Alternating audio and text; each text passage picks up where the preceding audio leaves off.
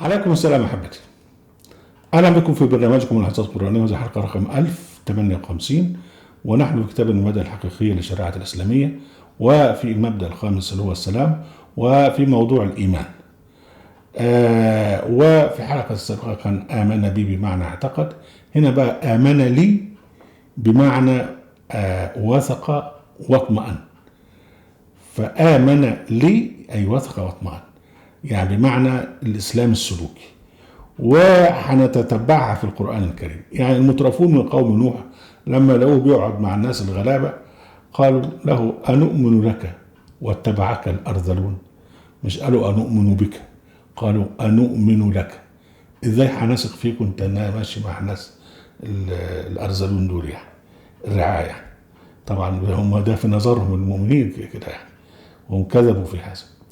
بعدهم قوم عاد قالوا نبيهم هود عليه السلام وما نحن لك بمؤمنين، مش قالوا ونحن بك، يعني احنا مش هنثق فيك، وما نحن لك بمؤمنين. ده هود الآية 53. وقالوا عنه وما نحن له بمؤمنين، برضه نفس الحكاية، نحن له بمؤمنين يعني مؤمنين له. دي الآية 38 من سورة المؤمنون.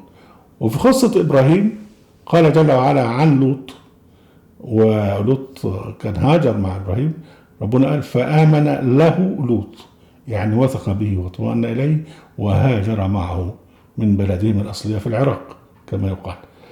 أخوة يوسف قالوا لأبيهم وما أنت بمؤمن لنا ولو كنا صادقين، يعني أنت مش هتصدقنا حتى لو كنا صادقين. لما طبعا رجعوا قالوا أبونا بقى أكله الذئب والحاجات دي وكذبوا عليه، وقالوا له وما أنت بمؤمن لنا ولو كنا صادقين. وتكرر هذا بقى في قصة موسى عليه السلام. يعني قوم فرعون قالوا أنؤمن لبشرين مثلنا وقومهما لنا عابدون، ده المؤمنون الآية 47. يعني أنؤمن لبشرين، يعني نؤمن لموسى يعني نثق بهم وهم القوم بتوعهم بيعبدونا. وقالوا له برضه وقالوا مهما تأتينا بها من آية تسحرنا بها فما نحن لك بمؤمنين، برضه مهما جبنا من آيات احنا مش هنثق فيك. وقالوا له قالوا أجئتنا لتلفتنا عما وجدنا عليه آباءنا وتكون لكما الكبرياء في الأرض وما نحن لكما بمؤمنين، يعني مش هنؤمن لكم، مش هنثق فيكم، مش هنطمئن لكم. وموسى قال لفرعون وقومه قال لك وإن لم تؤمنوا لي فاعتذروا، إذا مش وثقتوا فيا طب سيبوني في حالي. هنا فرعون كانت حالة خاصة جدا. ليه؟ لأنه هو بيزعم الألوهية وفي نفس الوقت سلطان، يعني بيزعم الألوهية وهو مستبد في كل حاجة. فعشان كده هو بيستعمل الأسلوبين. يعني يقول لك إيه؟ قال فرعون بالنسبة للسحرة آمنتم به قبل أن آذن لكم، دي الآية 123 من سورة الأعراف.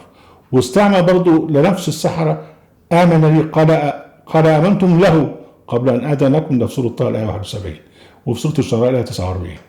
هو عنده الإيمان بي والإيمان لي بمعنى واحد، لأن هو يجمع في شخصه يعني أنه هو مستكبر مستبد وأنه هو إله، فبيستعمل الاثنين مع بعض بمعنى الولاء السياسي وبمعنى الإيمان العقيدي. موسى قال لقومه، قوم موسى قالوا له لن نؤمن لك حتى نرى الله جهرا، ده الآية 55 من سورة البقرة. لن نؤمن لك يعني مش هنثق فيك إلا لغاية لما نشوف ربنا، يبقى إيه كده عرفت إن هو نثق فيك يعني. وفي قصة الأنبياء الضالون يعني في قصص خاتم النبيين الضالون قالوا لبعضهم ولا تؤمنوا إلا لمن تبع دينكم، الآية 73 من سورة آل عمران. يعني ما تؤمنوش لحد إلا اللي يكون من الدين بتاعكم. وربنا سبحانه وتعالى قال عنهم للمؤمنين أفتطمعون أن يؤمنوا لكم، يعني تفتكر إن هم هيثقوا فيكم. فإذا آمن لي بمعنى وثق واطمأن، ده اللي هو الإيمان الظاهري. وهنلاحظ بقى ان الايمان امن بي وامن لي جاءوا في سورة التوبة فيما يخص النبي محمد عليه السلام. يعني يعني هم كانوا بيؤذوا النبي، فربنا سبحانه وتعالى رد على إيذائهم. ويعني هم كانوا بيقولوا النبي أذن، يعني بيقعد يسمع لده ويسمع لده، فربنا قال أذن خير، يؤمنوا بالله ويؤمنوا للمؤمنين. هنا بقى الفيصل، يؤمنوا بالله وحده لا شريك له، ويؤمنوا للمؤمنين أن يثقوا فيهم ويطمئنوا إليه. يبقى زي احنا دلوقتي عندنا آمن لي بمعنى الإسلام السلوكي اللي هو الثقة والأمن والاطمئنان، أنت بتأمن للناس والناس بيأمنوا ليك.